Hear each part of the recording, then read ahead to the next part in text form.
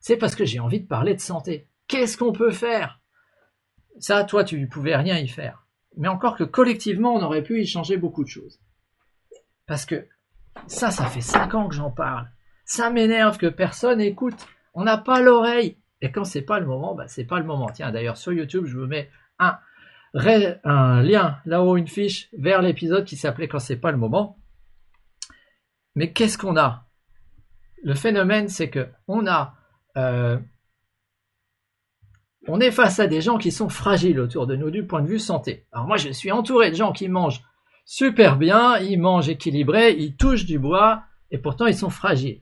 Pourquoi? On va l'expliquer maintenant.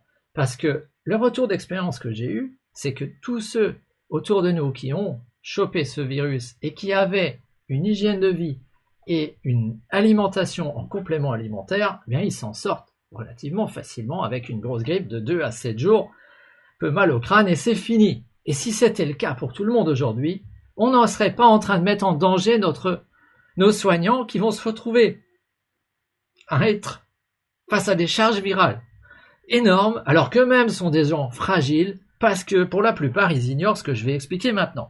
Mais ta concentration dans les cellules en vitamines et minéraux, elle dépend de ce que tu ingères. Et tu peux en ingérer de plus en plus, ça ne va pas monter jusqu'au ciel. Ça fait à peu près ça.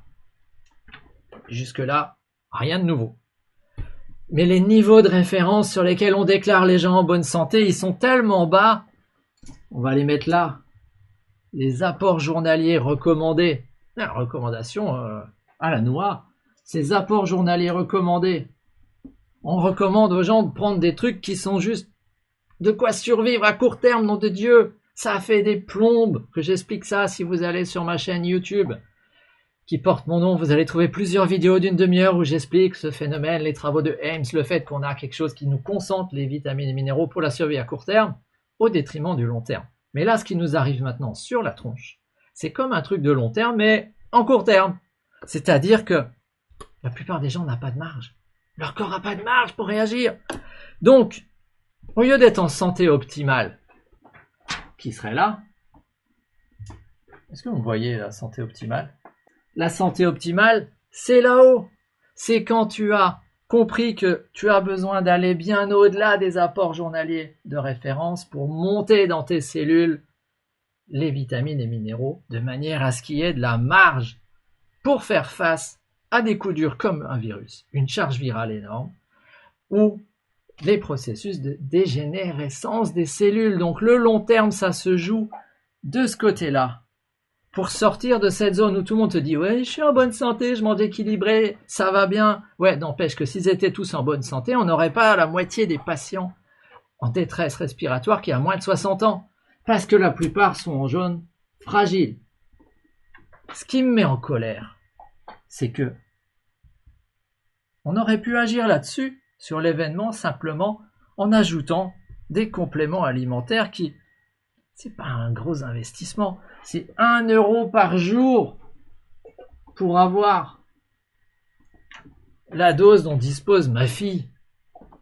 Et alors moi je mets un peu plus que ça, je mets 3 euros par jour, mais si ta santé vaut pas 3 euros par jour, nom de Dieu, c'est que ça t'intéresse pas. Mais c'est bizarre là, subitement il y a plein de gens qui sont intéressés. Alors ça m'énerve parce que finalement on voit quoi? Que si tu ajoutes quelques euros dans ta santé, alors on en est collectivement capable de changer l'événement. Ça serait juste une grippette. Et on serait pas en train de mettre à jour notre personnel de santé.